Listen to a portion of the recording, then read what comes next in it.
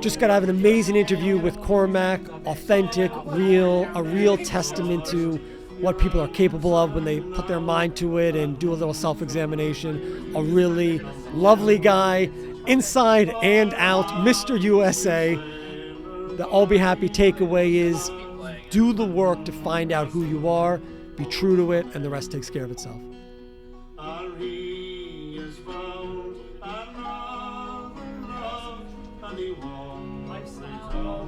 Yeah, it is. It's hot there, bro. It's a hot place. But you know what? It's this time of year. Murloc, sure. This time of year is perfect to move as well because it's not too hot. We're actually driving across country.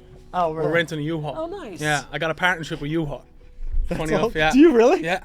But randomly or because of this? I'm always thinking outside the box. I'm like, you know what? It's like, okay, use my profile to it's not about like, oh, I want to get free stuff. It's never about that, right? I think when I was younger and I started doing it, I was the excitement about that. But it's like, okay, where can I create content? Like, okay, we're moving across. My girlfriend's very good with content. We're moving across country. U-Haul's a big, renowned moving company. So I reached out to them and put them through to my social media guy, and then literally just getting a free truck, creating content around the journey. Yeah, that's awesome. Because we were going to do it anyway. You know. I mean, I feel like that's such a new way of thinking, where you gotta just think that way. First of all, everybody's looking for it. Yeah, exactly. And also just the idea of, even in the cafe, I don't really plan much around. I just try to do stuff that I like. Yeah. I mean, I don't have a following for that kind of thing, but for the cafe, as far as the space, finding collaborations that are cool. Yeah, and if you like it, that's the point. You know, got a big spot here. And it's perfect. And I appreciate you playing my father's song as well. Yeah. So I mean, first of all, it's great to have you here. I really appreciate you taking the time. Yeah. You know, so I was learning a little bit about you, and I saw. So it's 2 years since your father passed away. It'll be 3. Sorry, 2 years. 2 years just gone in October. Sorry. Yeah. So I came across the famous, the obituary, the famous musician. So I had to look it up, and I love it. And I have another close friend of mine is from Ireland, and he tells stories and anecdotes and saying it's better than anybody. Yeah. And so I just love, you were saying, sort of the storytelling tradition of that kind of music. Yeah. So anyway, but it's rich in Irish history. Like I saw an interview of Cormac Murphy. Yeah. And he was talking about, Irish people and their storytelling, and obviously you'll notice now in Hollywood, but there's more Irish actors being out there. Paul Mescal, Barry Keoghan, Cillian Murphy, but Irish people are known for having a crack, which is having a laugh, drinking, and storytelling. Yeah, absolutely. So it's like music is one of those things to tell a story. For me, I guess it's my social media, for Cillian Murphy, it's his movies, so, but for my father, it was singing, right? And telling stories as well. Like I come from a big family. There's, I have 4 brothers, 1 sister. Oh, really? Yeah, okay. My mom is American. My mom is from New Jersey. Right. My dad moved here in the 80s. And your grandparents, Washington Heights, Washington right? Heights, That's crazy. It's crazy. So they then went back there. So my mom is American, but 3 generations, and then on both sides is Irish heritage. That's amazing. Yeah. Wow. So it's like I can't remember where my mom's side of the family. I think it's Cavan and Galway, which is like not too far from where we're from. I'm from What's Clare. the town? Clare. I couldn't remember the town. County Clare. Right. Yeah. So it's like. And Ennis is what the sort of the Ennis is territory? A town. Yeah. No, it's a town. So you have the town first, the county, and then the province. So it's almost like me living in Jersey City, New Jersey, and then And Clare is what in relation to that? Clare's New Jersey. It's like you have the state. Okay. Clare is the county, but it's like. Oh, so you say I'm from Clare. You don't say I'm from Ennis.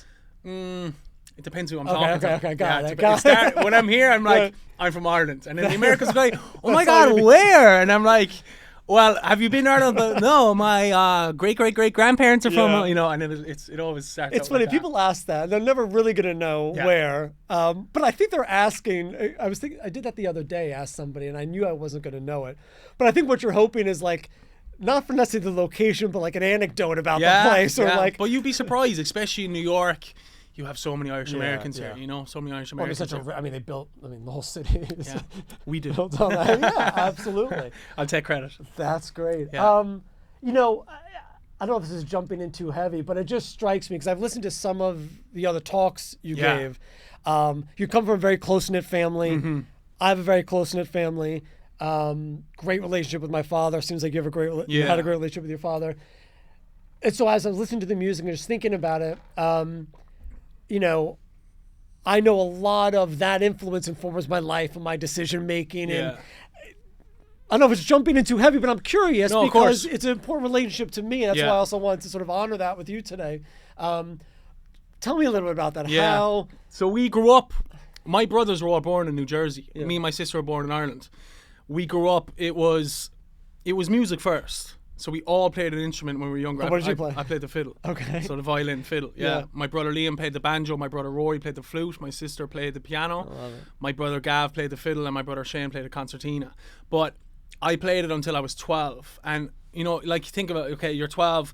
The cool thing at the time, it wasn't music. You know, it was sports. So I played rugby, Gaelic football, hurling, golf, soccer, track. That was my sports. But we came from a rugby dominant family. But where we're from isn't so much. Rugby isn't big, but my father played, so I went to a rugby high school, and we all were playing rugby. But now looking back at it now, I'm like, oh my God! Like I remember my father saying, "You're gonna regret it. You're gonna regret it." Every kid, and we all did. My brother Rory owns a bar in Astoria. And he's kind of, so he's a part owner of one bar, and he just built another bar, and it's called Murphy's. It's after my father. And you know, that was my father said you should open up another bar, and he named it after my father. And you know, it's big on sports and music. That's what it is. So there's pictures of my father and everything up there, and so he's taken, you know, like, I suppose, like my dad's legacy. He's kind of like, you know, building that into his business.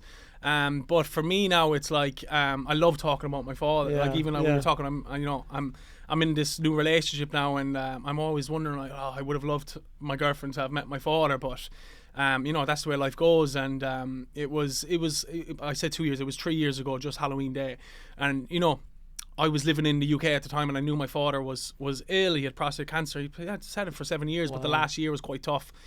So we all came home about a month prior to his passing, and we were all there, and all of his musician friends came over, and it was during the pandemic. So you picture, my mother didn't really want people coming into the house, but you couldn't really say no. And we thought he was going to pass one day. One day the nurse came in, they're like, it could be today or tomorrow. Oh, it was okay. And he didn't pass for another week, and 2 days after the nurse said he's going to pass, he was playing his guitar. I was about to ask, how long was he playing for? Really? His guitar, and two of his best friends came over. One was on the fiddle, one was on the accordion, and we were all just there, and it was just playing music. So that's beautiful. You know, and not a lot of people get to have that before, like, you know, a parent or a close one passes. So we were in the house that we grew up.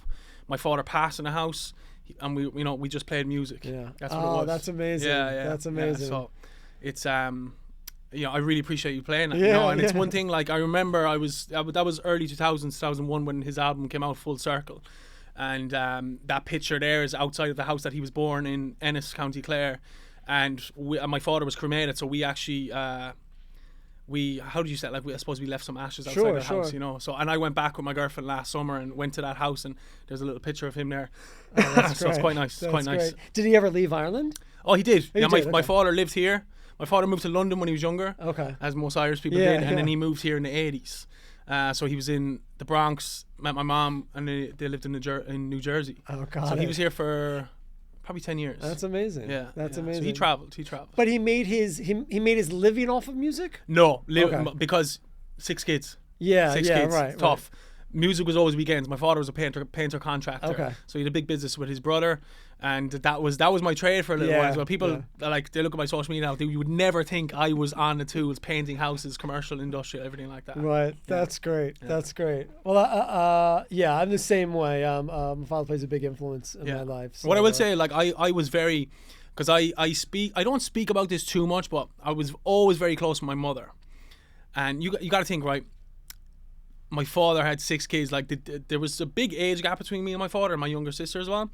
And I felt like I didn't have a rocky relationship with my father, but when I was going through my addiction, I was very distant with my father. I was almost living in fear of him finding out what was actually really happening, you know, because I was look, drinking was one thing in Irish culture in our family, but drugs, big no, different level, big no, you know, and you know, I was the only one really doing it in my family, you know, and I was doing it in front of him, and he never knew. But our relationship got really strong when I came back to Ireland in 2020. I went into rehab. He came into rehab with me, and I told him everything. And I had a couple of relapses, but I'm very grateful for my relapse, like especially my first one, because I told my parents, I'm like, look, just let me drink. And me and my father, it was during the pandemic, would just have our cans of Guinness out the back, and we'd be playing music, and he'd have his friends over, and we just bonded like we'd never bonded before. My older brothers were away, so it was just me, him, my mom, my sister living in Ireland. So I felt like, you know, because you got to think 6 kids, like the attention is spread across the family, you know. I can't imagine it. And I felt like I was very. And where were you in that range? I'm Sorry, the youngest boy. You're the youngest. Youngest boy, yeah. So 4 older brothers, 1 younger sister. And even then, you didn't get the majority you know, of attention. Yeah, I didn't. Okay. But you know what? Like, I have a lot of perspective on it now. Like, it wasn't his fault. You know, like I was. My brothers said, "Oh, you were being a bit petty," but I'm like, "Look, this is how I felt." Like, you know, my relationship with my father. But those 2 years post rehab and 2 years prior to his passing were amazing. Like, I had to get back on the tools. I was painting houses around Ennis, and he was coming helping me. Oh, you know, really? It was great. It was really good. Like, and I have a lot to be grateful for in my addiction. You know, because it led me back to Ennis. And my relationship with my father just was really, really special. I know in one of you, it was a touching moment. I like I could visualize where I think you, when you said your father went with you to rehab, and he said, and I know you were worried about that, but he put his hand on your back, and like, for me, it was, you know, such a symbol of that relationship where you have these ideas, but at the end of the day, man, they're there for you. I was terrified because I was like, what is he going to say? You know, like. And so just to give like people a little insight, so when I went into rehab center, I had a therapist through Love Island, and we can get into that, and she had looked at the best rehab centers in Ireland, and one of them was close to where I grew up, and I was like, oh my god, everyone's gonna know. And my father's like, who gives a fuck? Who gives a shit? You're going in there for you. He came in with me, and basically they were just asking me questions. How much drugs did you do, this and that, and he didn't know anything. And I was just like, but the relief of like, he knows now. Just being honest, and he was, right? you know, he had that acceptance of everything's going to be okay. Yeah. You know, I'm here for you, and that was. It's not that I didn't think he was going to do that. I was just terrified. You don't want to disappoint. If you're like me, you don't want to disappoint. That's all it is. I didn't want to disappoint. Yeah, because absolutely. I had built so much up through the years, like, but you know, I built myself back up, you know, and that was most important. And one thing I will say is, we a week before he passed, we were all going into the room, and you know, he was having individual conversations with all of us, and you know, I was sober at the time, and he had said, go back to New York and chase your dreams. And when he passed, I had booked my flights, and I came back to New York, and that was, you know, 3 years. Because you were already here, and then you went back. I was here for almost 4 years. Right. Went back to Ireland, went to rehab, and then got sober again, and then came back here. But when I came back here, I relapsed, and I didn't tell anyone. Oh, right. So I was living in that lie, you know, living in that. When you came back after my father, yeah. So I relapsed, and no one knew. So it's a big roller coaster journey with my sobriety and my addiction and stuff like that. But I'm a big believer now in, like, you know, everything happens for a reason, you know. And I know you hear that and it kind of sounds cliche or even cringy for some people, but for me it was the truth. Like, you know, everything was meant to happen the way it was supposed to happen to lead me to where I am today and to lead me on to other things as well. Well, I was thinking about you today, obviously, because we were going to talk, and I was thinking of the famous Socrates line, the unexamined life is not worth living. And you know, I've thought about that line for a while, and it's not until you're on the other side of it, where whatever the facts are that have made one look at their life, that you realize the value in that. Of course. Because the other is like ignorance is bliss, right? But and your story is amazing, and I don't really mean to get deep into it. I know you talk about it all the time. No, we can. But just that really struck me, just the value of self-examination at any point in life, and there could be situations where your back is really up against the wall where you're forced into it. But I've found even in times of my life when that moment has happened, no matter how you got there, I'm grateful for it 100%. Because it's so satisfying in a way. I think it's good to have, like, of course, it's like any challenges. I'm sure when you started your business, you had a lot of challenges, whatever Still it is. do. It's always 100%. challenging. It's constant.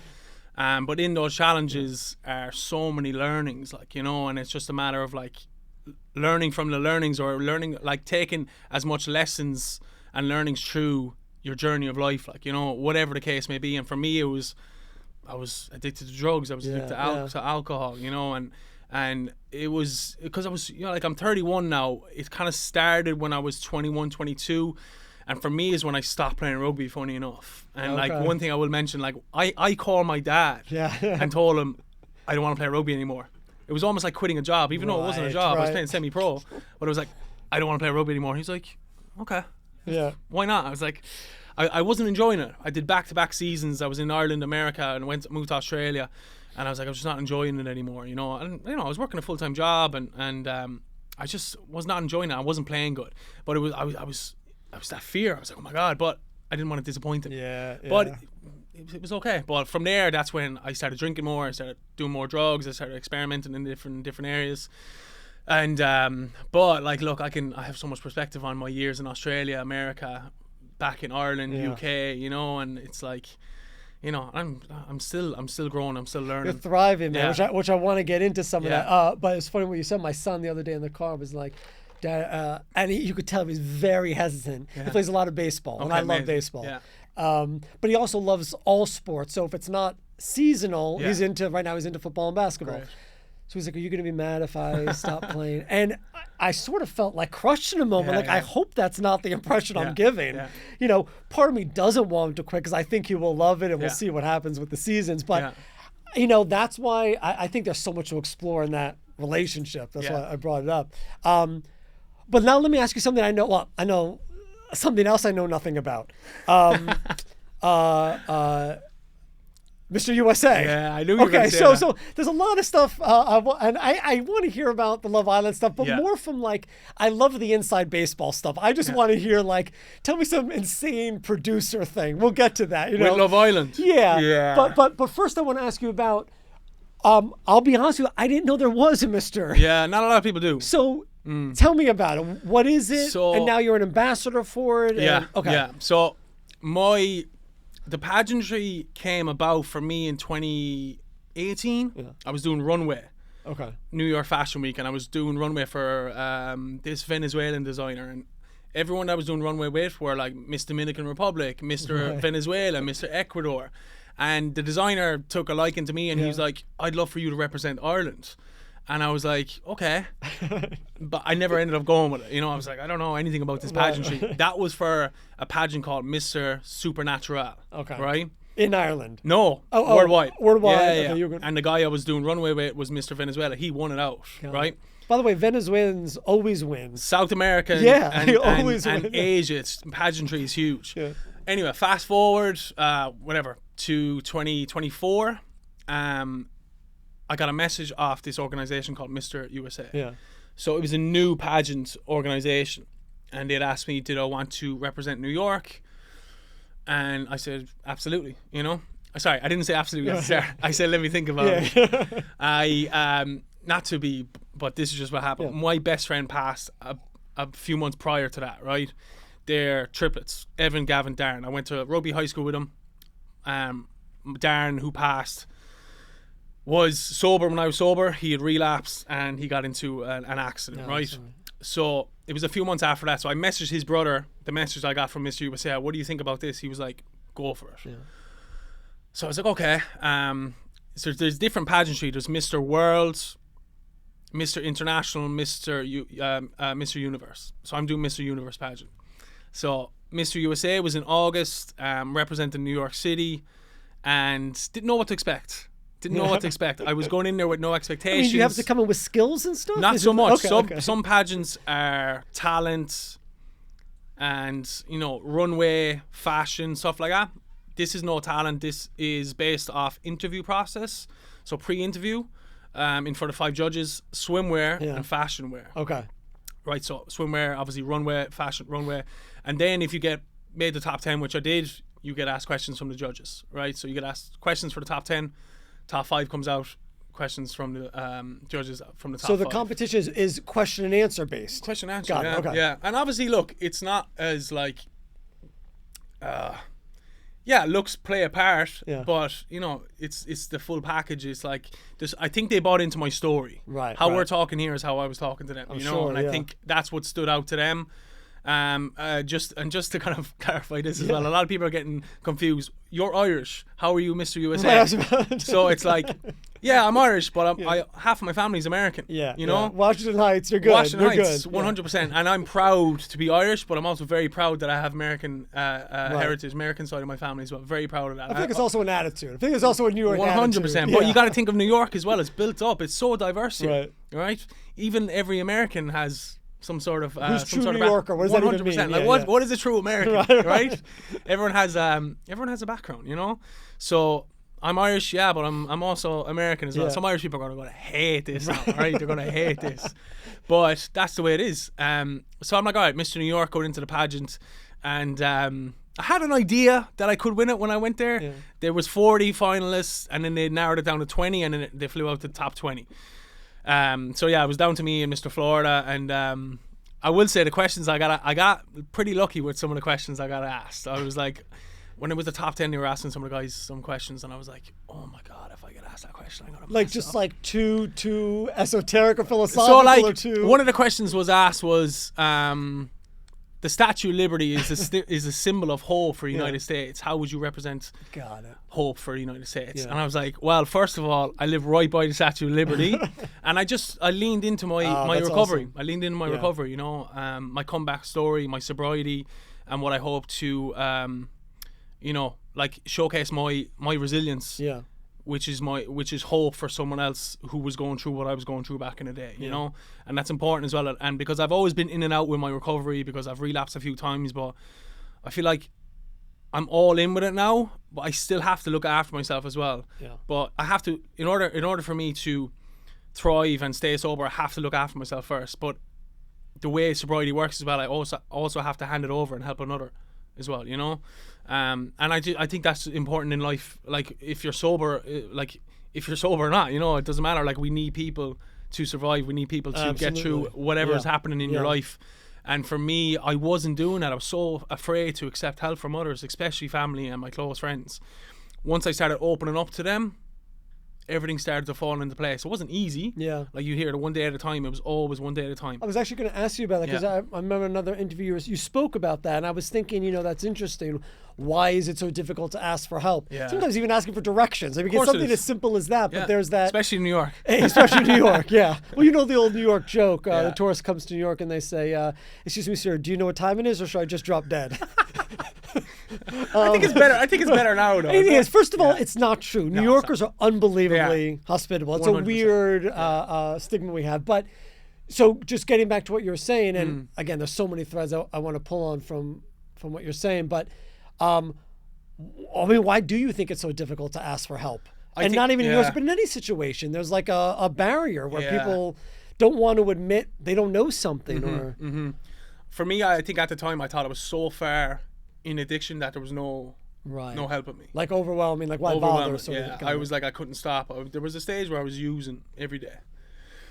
You know, for me, it was cocaine and Adderall, and then the alcohol was there, but it always started with the alcohol, you know. And I felt like, sure, no one's going to understand what I'm going through. Right. No one's going to understand, and even if they do understand, they're not going to be able to help me, you know. And alcoholism is it's relevant in my family, both sides. My mom's dad passed when I was 13, but he was 32 years sober when he passed. Wow. You know. My uncle on my father's side is sober. I have aunts who are sober as well, but I never understood the whole like, oh, he's an alcoholic. I'm 25. How most people don't. Yeah, right? How am I an alcoholic? That doesn't make any sense. And I was labeling myself as a drug addict. Well, to me, it's the same. It's the same thing. It's alcohol, drugs. It's all the same thing. You know, if you're addicted to something, you're addicted to something. But is that just out of my own education? Is that what it is? Is it the same approach? That's what I think it is. That's what I think it is. It's like, you know, it's that shuffle where you shuffle the alcohol out, something else comes in. So but it's still an addiction approach. Yeah, 100%. And the behaviors as well. Right. Like, you know, I was using them. I used to use alone for a lot for like the last 6 months of my heavy addiction. I was using alone, and I googled like characteristics of a drug addict, and I looked at it and I'm like, holy shit, everything there is me. Right. But that was my first kind of like I call it a wake-up call, but you know, I had many of them, like, you know, but I still wasn't ready to accept as well, because I don't know, it was my age, and I was afraid of what people would think as well. And I was like, because at the time as well, I was a nightclub promoter.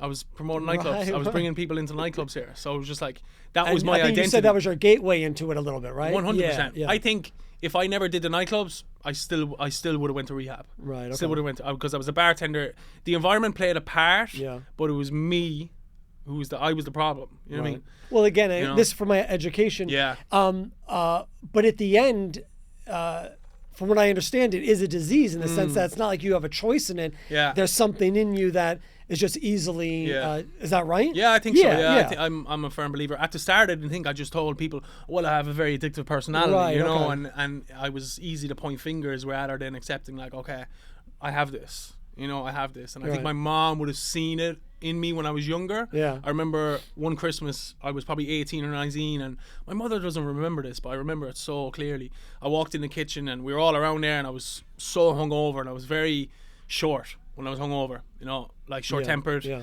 And my mom goes, oh. She said something like, oh, you have it, or this doesn't agree with it. And I remember that. Interesting. I remember that. I started to remember so many things when I started first getting sober. And you know, I was 19 then, you know. But it's not like people like, oh, it's not that I was extremely messy or I was like, I was angry, you know. I definitely had some anger. People who know, know. 100%. Yeah. You know, and again, it's like like I have so much clarity and perspective on what happened in my life up to date, and you know, stuff makes sense now, you know. It wasn't making sense at the start. I was just so overwhelmed with emotions and everything like that, and I was just trying to let everything go, and it was just anger, everything like that was coming out, and so that's the story when you were at Mr. USA. Yeah, that's what I mean. That's why. Sorry, I was going back and forth. No, there. it's great. It's important. And so because a big part of it is just the acceptance. So you say I lean into it, but that's my story. Yeah, exactly. I mean, I can pretend to be something else, but that's people 100%. want to hear somebody who's just speaking honestly. Yeah, I think I was very hesitant at the start, you see, because I had a few relapses and I wasn't sure 100% whether I wanted to be sober, but that didn't matter. Right. I didn't have a choice. I had to get sober. Every time I picked up a drink, it led to a drug. Something bad happened. Financially, emotionally, mentally, spiritually, whatever you want to call it. Yeah. I was down in the dumps. I was in that dark hole, like, you know, every time. And even when I wasn't drinking, I had to accept that and do the work on myself as well. And that was the rehab. That was my sober community. Do you still therapy. have that? Do you still have a community now? Yeah. I still do therapy. I got back into therapy after my best friend passed, but then everything led down to relationship to myself, to my father, my brothers, that circle around me, you know. My therapist, we call it, like, I forget the what it's called, but it's like, okay, we call it like the wiggly lines, right? So who's wiggly around your life? Who's straight line? It's so who's important. I talk to my kids about that all the time and say, listen, I think about the things that I can leave them with, right? There's a lot of things I can't do for them, right? How many kids do you have? 2. Okay. 14 and 10. Nice. But I tell them 95% of life is the company you keep. Of course. Right? Yeah. And so I love that analogy of like who in your life is squiggly and who in your life is solid. And if I can leave you with one thing, it's just the security knowing you know how to pick that company. 100%. And it may not even be your fault, but suddenly you find yourself in a situation like, how did I get here? Yeah. It's like a slow boil, you know? So I love that. The squiggly line and the straight line. And I found, like, after the years, I really found out who was my friends. Yeah. And it was the friends I grew up with. The friends I played rugby with. My family, of course. All my family. Very supportive. Sports is huge also, right? That massive, sports community for some reason is... Every sport I think is very important. I grew up at rugby. Yeah. Rugby is a team sport. True and true. There's no, like, football, I'm sure it's amazing, but the quarterback is the main person. Right. Okay, we have that position, but it's not, everything is on the quarterback. It's the whole team. It's a true team sport, and that's why my father got us into rugby, and he engraved, like, stay in rugby, because we weren't doing the music thing, but he's like, stay in rugby, and looking back at it now, I'm like, I should have kept playing, but the experience I started playing rugby when I was 4. I stopped playing when I was 22. It's a long time. Yeah, it's a long time. So I have a lot of great experiences. Did you say Gaelic bowling? Did you mention that? Gaelic football and hurling. It's our native sport. So I don't know if this is accurate. I might have just randomly heard this, that there is, you could only do that non-professionally. It's not a professional sport. Right. If you're watching it on TV, you're like, this is, none of the players get paid. Yeah, exactly. It's crazy. And that's amazing. Right. I think it's... They just do it pure for the love of the game. They all have full-time jobs. All have full-time, but it's treated as it's basically a professional sport. Pre-season, 3 times a week, games on the weekend, on TV, 80,000 people at the games. Wild. They don't get paid. This is just so random. There's another podcast I listened to called, am I allowed to say that? I don't know. But Slaycation. It's about murders that happen on vacation. Wow. And it's, they do it really well. But from randomly the other night, one of the characters, they went into this particular thing that you can't play that sport professionally. They do it purely for the love of it. Purely for the love of it. That's so. And I think amazing. if money, I think the day will come that money will get into the sport, but I just think it'll be too much politics involved as well. I think just with like who gets paid what, you know, and it's just they play it for the love of the sport. So so we're at USA. You've won now. Yeah, so you've won. August, LA, downtown LA. Me and Mr. Florida were top 2, and then they announced Mr. New York, and I was like shocked. I got very emotional. I was thinking of my buddy Darren who passed, and the whole why did I do this, and I was thinking of him a lot, and I got very emotional, and I don't know. Looking back at it now, it was a milestone for me to kind of be like, here's where you were, this is where you are now. Okay, it's a pageant. People are like, it's just a pageant, but for me it was a lot more, because I was like, I've come a long way. Like, you know, and now I get to represent. And what does that mean to represent? So what are the requirements now? So it's I go out to LA this Sunday. Okay. Obviously, I think they've narrowed it down to top 20. Now it's the Mr. Universe. Yeah, okay. So there's people, you know, coming from Venezuela, you know, Australia, UK. But you don't have any ambassador role as Mr. USA at the moment? Well, I'm Mr. USA Universe. Yeah, so I'll be representing the States at the pageant. Okay. Yeah. I guess I'm trying to make the comparison to I thought sometimes with that you have to go represent some charity. There's like some charity. So stuff actually, you do. Justin has helped me out with that. Oh, okay. So we have a partnership with Movember. Oh, great. Movember. So men's mental health. Yeah. So is that an Australian movement, by the way? You know what? Because I remember working. So. It's not. Is it? It's here. Okay. Yeah. So Movember. Yeah. Men's mental health, men's prostate cancer, men's testicular cancer. My father passed from prostate cancer. So it's got a connection. Connection. Yeah. So that, I think it was the November after he passed. It was the following November. Me and my brothers started raising funds. So shave down, grow out the tash. Yeah. Well, that was the thing. There's a connection to So no beards but a mustache. Yeah. So you shave down, grow out the mustache, right? So I don't look good in a mustache, so I can't. I've tried. It was not pretty. You would look fine. I can't do it. I look all right. I struggled to do it this year just because of work. But I shaved down, and we had a partnership with Gillette and Movember. So I'm bringing Movember with me to the pageant as well. So and it's it's amazing. Like, and you know, big shout out to Movember as well. Amazing organization, you know, like non-profit, and we did something with them one year. We had a thing we did with the coffee and the foundation with them one year. It's worldwide. It's worldwide now, you know. Great movement, and so that hit home, and I did a little video as well in partnership with Movember and Gillette, and brought my father into it as well, and I'll send it to you. That's great, like please, I would love to see it. And we have a little video of us singing together in our local pub in Ireland. We're singing rock and roll kids. Oh, nice. We were the rock and roll kids. That's awesome. Yeah, great song. And they loved it, didn't they? They loved it. Yeah, it was really good, and my family loved it as well. And it's just nice. It's nice to give back, and it just hit home with my father, prostate cancer, with my struggles with my mental health and everything like that, and it just made sense, you know. So that's, you know, that'll be one thing I'll be speaking about, is about the non-profit charity. Will be Movember. Then you have they're bringing in a talent for this competition. Okay, so what are you going to do? I might sing, but it's not going to be scored. But I'm not sure. I'm a bit like I'm not sure what I'm going to do, or if I'm going to do it. He said it's optional, but then you have your swim runway, formal runway. So I have a partnership with Brooks Brothers here in New York nice, as well. So okay. they've kitted me out as well. So looking forward, and I have a nice tux. Yeah, nice. Yeah, I'm looking forward to wearing it.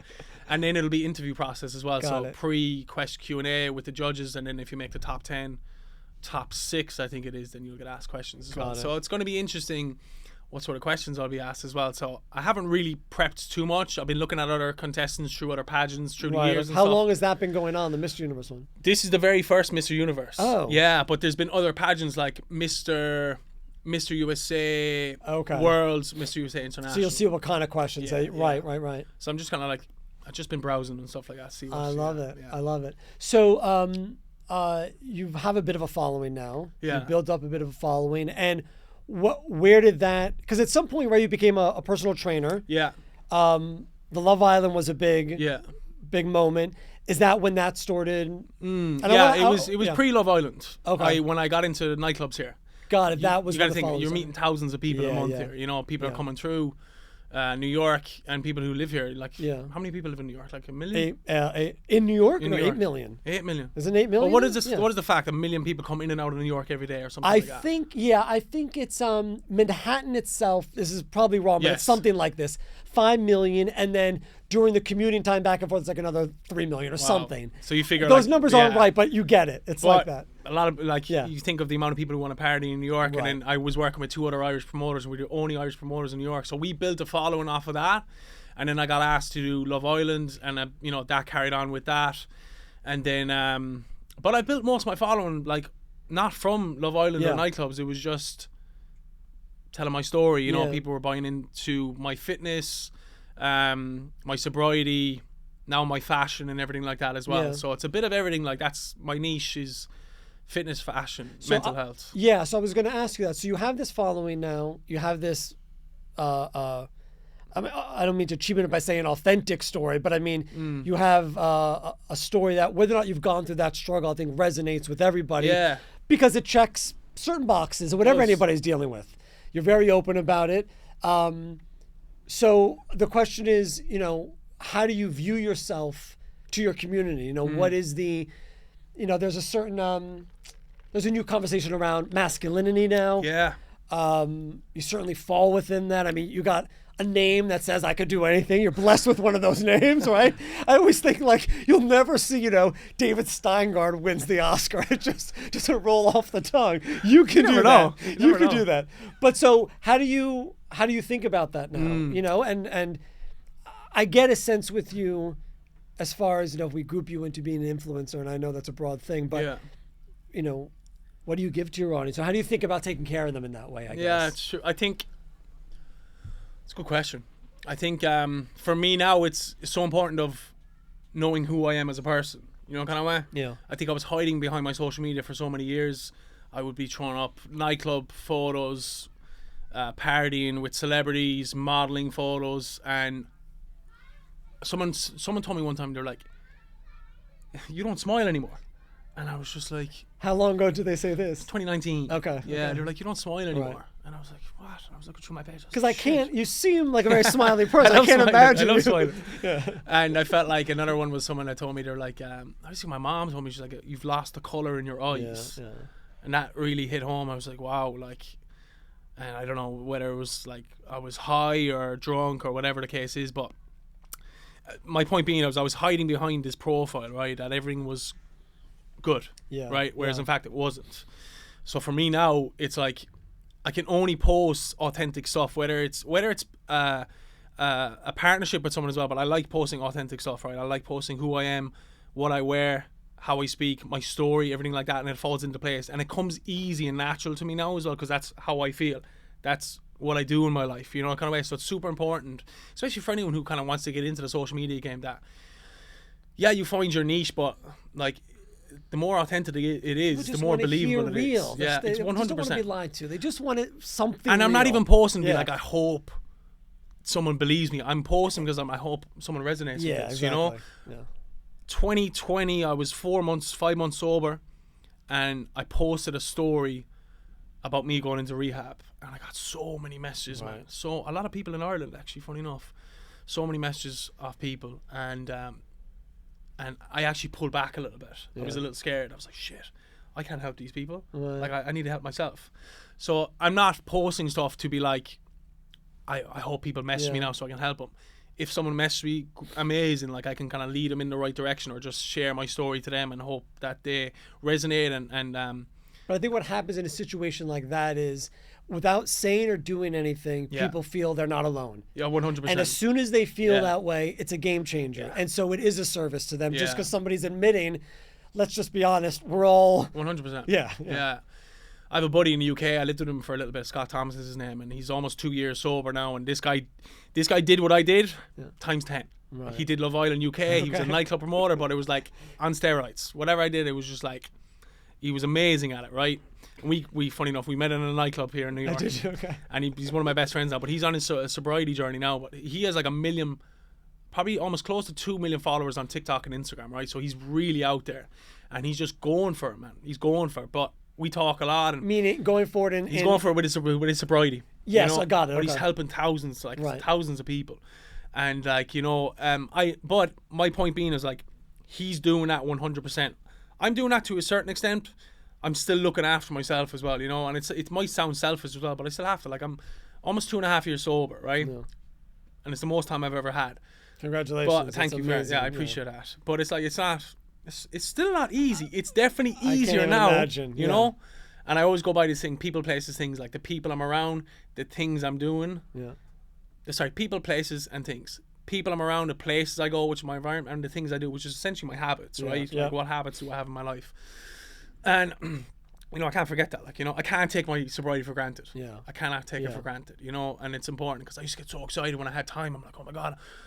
When I came out of rehab, I told my sister, I'm like, I'm going helping people. And she was like, in order to help people, you got to help yourself. Yeah. You know, and it's super important. I think it's interesting that you say, and I wonder if that affects more people in general, where they get caught up in what I'll just sort of umbrella say social media, whatever that world is of wanting to put themselves out, and in whatever way it is for them, I think they don't take care of themselves first. 100%. You know, the analogy I always love is you have to let the well sit at the end of the day so it fills up. Yeah. You just keep pulling from it and it goes dry. Yeah.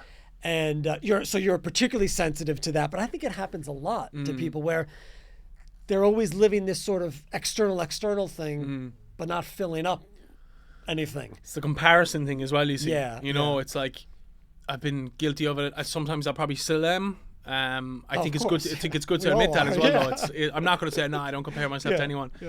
I'm already thinking the picture we're going to take at the end of this, where I got to stand next to this guy and be like, It'd be a good photo. This is a great studio. Perfect. And you look good. You look good. I appreciate it. And we feel good. We got good coffee in front of us, and we're in New York City. Life is good. That's funny. But I it's loved. like, Sorry. No, go. I was going to say. I mean, it's in dovetails to what you're saying, but you said something really honest on an interview where you said you grew up liking these movies like Wolf of Wall Street and you know these characters, and we all do. And so it's really what we're talking about. And so, but what's interesting is, I just spoke to somebody recently where certain people have this ambition, right? And I have that as well. And I know for me, that has changed and been put in perspective in some ways. In many ways, you've achieved this thing you were attracted to before. It took you a long journey to get there. But just talk about that a little bit. And I wonder, you know, however you divide the segments of your life now, right?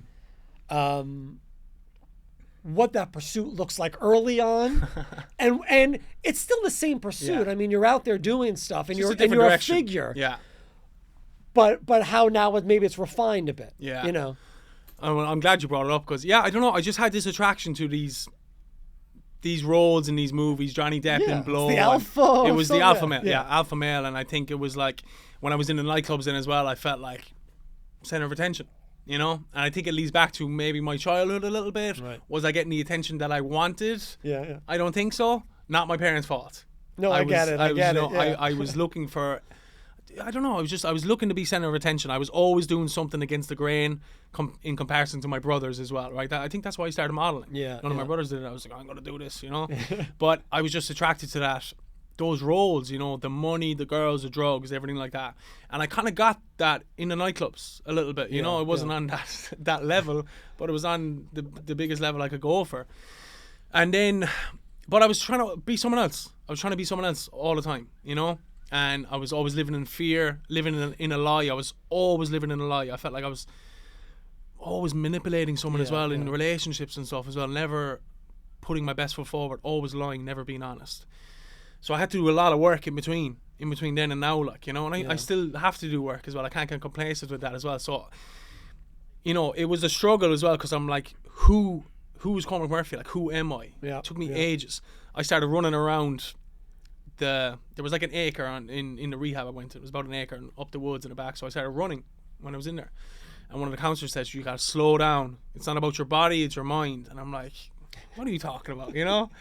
One of the counselors came up to me and she was like, you should get into fitness. Right. And I said, really? She said, yeah, you should get into fitness. Now, I was always into fitness. But then I was just into partying. I was in the nightlife scene for about 3.5 years. You were staying fit to party. Basically. Basically. It felt like 10 years. It felt like that 3 years was 10 years, right? Because you got to think, I was going to these clubs 7 nights a week for almost 3 years. Yeah, it's a lot. I mean, that does take some physical stamina. Oh my God. I mean, you got to be in shape. It's crazy. We used to have a competition. How many nights can we do in a row? Wow. I did 11 nights in a row there one time. Yeah. But going back to that, so it took me a while to find out who I am, you know, and I'm still searching. You know, like, I think it's. I go back to Matthew McConaughey's Oscar speech where he talks about like him in 5 years' time, and when he gets to 5 years, him in 10 years' time when he gets to the 10-year mark. So it's always trying to grow and learn along the journey, you know, and you know I'm still doing that, you know, like as in I do know who I am. I'm very happy with who I am as well, but you know it took a lot of work as well, and I'm very content with a simple life. Very content. I'm an early riser. I go to bed early. I still watch my movies. But now I can have a laugh and a joke about my past as well, because I'm open and honest with it as well, you know, like there probably isn't a day or two where I don't talk about my drug use, you know, or my partying days or stuff, you know. I mean, I'm telling you about this new relationship I'm in with my girlfriend Johnny, and I'm letting her into that as well, you know. I'm letting her into who I was, and you know, she's getting to know. Slowly, is it all at once? Is it? Yeah, she'd asked me one time. She's like, "I want you to tell me more about your past," and she's sober as well. Right. She's not sober for the reason that I'm sober, but she's sober as well, and I think that's one of the reasons why it works. There's loads of reasons as well. But that's a big one. It's a big one. Yeah. To be in the most sort of intimate space you can, to be able to talk truly freely about them, what is clearly a central part of your day and life. I mean, I always wondered who am I when I first started getting sober. I'm like, who am I going to date? Right. You know, all my dates were built off nightclubs and drinking in the pub and stuff like that. So it took me some time to find out what I was going to do, and fitness was a big part of that. You know, it was working on obviously my physical health, but then the mental side that came into it, whether it be meditation, journaling, gratitude, and the simple things, and then speaking to people, you know, my mom, my dad when he was alive, my brothers, letting them in and getting them to understand what was going through my thoughts as well. I think that's super important as well. Like, and we can, I know for a fact, I still talk about it to my brothers and my friends and my roommate as well. Like, he was there for a lot of my addiction as well. So it's just like, keep talking, and then but doing difficult stuff as well, and that's the fitness side of things as well, training, working out, community, stuff like that, super important. So I don't know how I answered your question, but it was just like, you know, doing difficult things is super important in my lifestyle, because it makes other things a lot easier. You know. Well, also what I heard, which is funny because it's a recurring theme, and it probably comes mostly with age and experience, but I guess it doesn't have to, is there's a connection between acceptance of whatever is going on in yourself, right? And a move towards simplicity of life. And I find myself when, you know, I wish I had more, I wish the business was doing more, the comparison thing. To me, it's always a symptom of me not being connected to myself. It's never the cause of it. As soon as and maybe it's go for the exercise or I meditate or whatever the thing. And I was talking to before, same thing. There's somehow coming back to yourself simplifies and prioritizes everything else quite naturally. It's not the other way around. It's Yeah. like, I'm not going to get the life organized and then be at peace. That's like keeping your fingers in the dam. Yeah. I got to somehow be internally at peace. Yeah. And that's what I hear in that answer. No, I love that. And it's a common thread I hear, Yeah. you know, that people cotton on to, you know, it's very hard to maintain the character. Of course. At some point, and even my closest friends in life who I might not agree with, I love them because they're just themselves. Do you know what I mean? Like, Yeah. and there's a naturalness, you know. A lot of my friends and my family, nearly all of my friends and my family, like, they don't do this whole social media thing. They don't. They don't. Yeah, yeah. But I love that. Right. Like, I went to my girlfriend does it, but it's great for our relationship. Yeah. We went to my best friend's wedding last July in Spain, in Mallorca. Beautiful wedding. But I was telling my girlfriend, like, none of these people are going to be on their phones or taking photos and stuff like that, just to let her know. But I love that. I love that because it's like you're escaping from what you do. Even though I have a very good balance with social media and everything like that, I can put my phone away, right? I wasn't like that before. I was always on my phone, like, with the clubs and texting and stuff like that. Whereas, like, I do have that separation with my phone. Like, I can leave it down, not a bother. But I just want to. I have this quote that always pops up to my head. So it's like, learn from the past, look to the future, but live in the present, right? And I always kind of think, so learning from my past is my past. Look to the future is, okay, I'm still progressing and planning and everything, and working towards the future, but I need to be grounded and live in the present as well, because I can't be dragged both ways with the past and the future. My mind will just keep racing, because my mind does race. Like, you know, I gotta try and ground myself daily. Justin loves this. We all do. I mean, we all Justin do. loves this. No, absolutely. And what I would say, I don't do that every day. Yeah. It's not, I'm not going to be like, this is what I do every day. You know, I'm not one of those people. There's get days it, where I'm like, you know what? For me, grounding is my feet are up on the couch. Right. I'm watching my show. Yeah. I'm going to bed early. Yeah. That's enough. I get it. Nobody here is a Zen monk. I think we're clear on that. I'm with you. But listen, to have that as part of your mindset is a huge game changer than to not have it in there. And what I like about that quote you said is, you know, there's information we've learned from the past, right? Yeah. There's insights we have about the future based on that. But I think, to your point, it's only in the present that they all sort of get activated properly. Otherwise, I'm the same way. I'll ruminate about the next thing coming, right? If I'm present, then whatever I've learned in my life comes into play, but very naturally. I don't have to carry it like luggage and put it down and unfold it. 100%. Yeah, so I think that's a great quote. It's a big one with relationships as well. Yeah, you know, it's like, I feel like, because I had huge resentments through the years, whether my family or friends or ex-relationships, and I had to let it go, man. Had to let it go. Like, you know, some I fixed, some I didn't need to fix. You know, it was just, it stays there. That was a big one. That was a big one, you know. But it was, most importantly, was myself. My relationship to myself. Like, I had to forgive myself for what I was doing to myself. You know. And then you could talk about it. And I mean, I love what you said also about. I'm sorry, what? The girl, I won't say her name, but the girl you're not seeing in Arizona. My girlfriend? Yeah. Johnny. Oh, okay. I don't know. I don't know how these things work. But you know, so my wife is going to be mad at me, but I've been married, I think 17 or 18 years. Okay. And I can honestly say the depth of our relationship, I'm amazed at how it keeps growing. Love that. Only because we keep communicating more and more and more honestly. Love that. And on one level it sounds cheesy, but when you experience it, I'm actually impressed, like, how much more you can learn about somebody if you just speak honestly. That's a long time. You know? As well, and man. so I think to what you're saying, but to find the person where you can do that, because I mean, listen, let's be honest, there's not a lot of honest conversations going on. And you know, part of what attracts me about this, and I think part of what attracts people about maybe even the new media that we're talking about, let's include people who approach social media like you do, or podcast, it's just people want to hear anything that sounds real. Just something. Give me anything. Because the more real it is, the easier for them, they're going to be able to resonate with it, you know? I think it reconnects them with themselves. Something that says, oh, that feels free or something. Yeah. Compromise and communication. That's what my friend told me about relationships. I love it. Yeah. I love it. It's not always easy. It's not always easy. So that's amazing. Tell me one crazy. Tell me a crazy Love Island story that's just like. I have a little guilty addiction about reality TV. I don't watch a lot of it. Most people do. They do. How can you not? You have to admit it. The one that I really got into for a while, though I haven't liked the recent seasons, is Love is Blind. I watched a season of that. Yeah. The first one was amazing. Yeah. A couple. I haven't dug the casting of the new one. Anyway, I love it. I love the premise.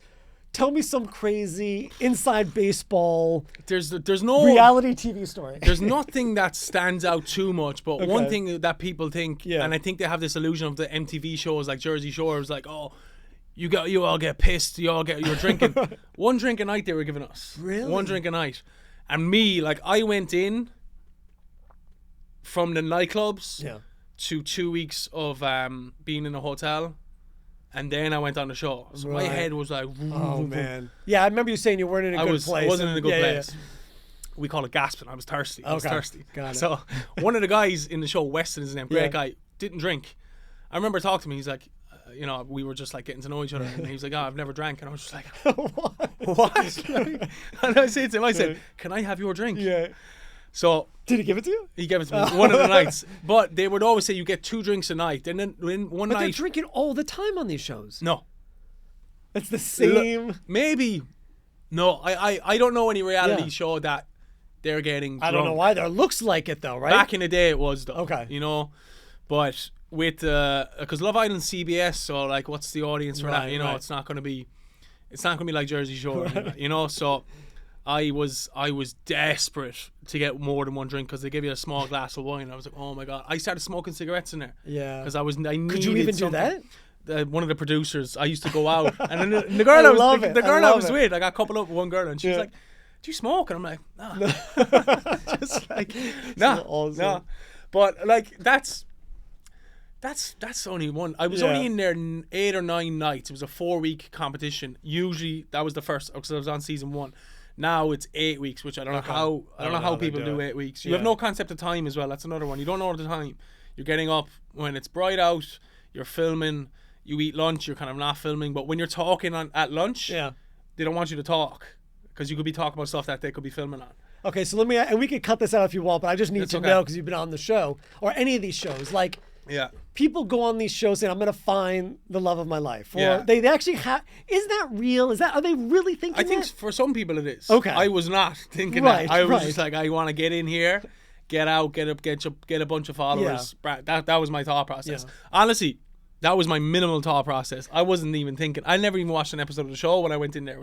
But in your insight into these other people, like, are there people there really like, listen...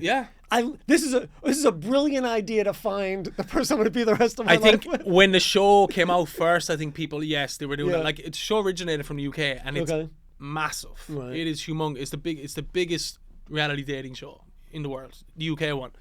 USA one is quite big now, but when I was on it, it wasn't reaching the audience that it is reaching now. But I think some people were like, I can get paid, find love. There is real relationship that comes out of the show. There's a few couples in the UK that are married now with kids. Really? Yeah. So That's impressive. Well, one of the seasons of Love is Blind, I must admit, the couple worked out. I was like, oh, I'm really happy for them. Yeah, that show's wild. But it's look, Love Island for me seems like a long time ago. I can imagine. Like, because I was a completely different person then as well. And but I learned a lot from the whole experience. Like, watching myself on TV, I was like, I was not happy with who I saw, and that was kind of like the start of my recovery, even though it got worse before it got better. And but a big learning curve. Like, I'd never do it again though. I'd never do it again. It's funny, that reminds me, and I don't know how much time we have, but I want to ask you this, and well, you let me know. Okay, so I'll ask you this, and then just another thing. You spoke about, and I found this so interesting, bit of a non sequitur, but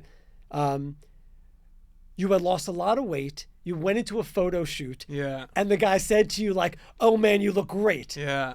And when I heard that, I was like, that's so... And you were like, dude, what are you talking about? Inside, this is the worst I've ever been. But putting aside where you were at that moment, but the industry you're in, and this is for anybody, the social media, the comparison stuff, the fact that there is this world who can tell you you're perfect, like you're in such a good place to do this thing that enables that.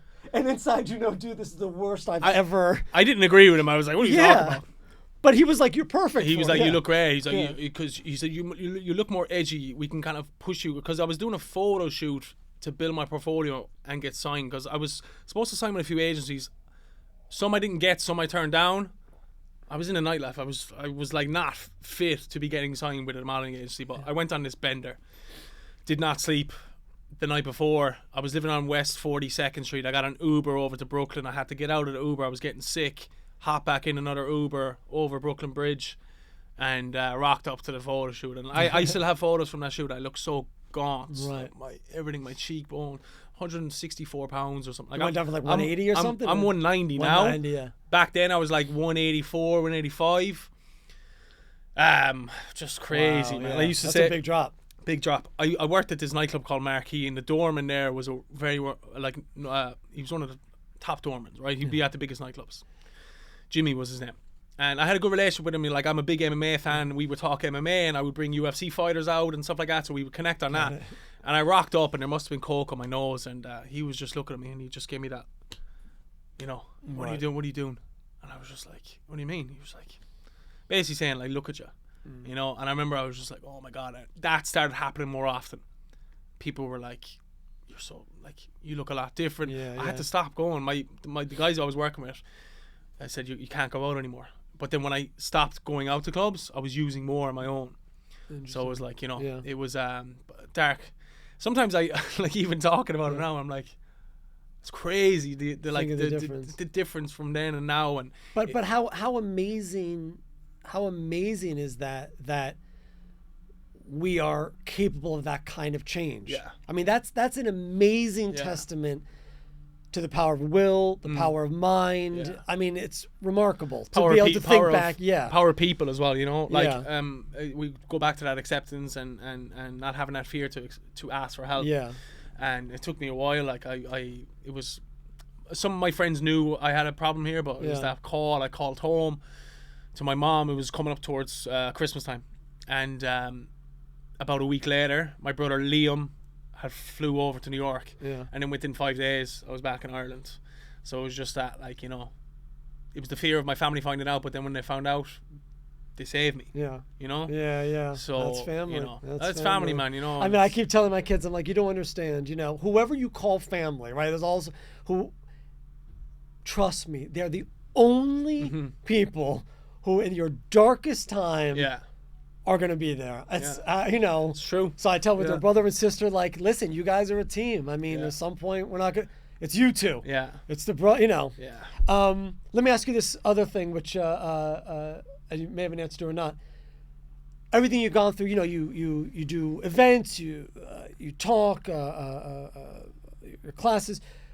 Is there any tradition, I don't want to say tradition, what's the word I'm looking for? Anything you do before you start something, maybe it's before you sit down to do an interview or that grounds you? Is there a technique you do before you take on anything big that you use to sort of reconnect with yourself?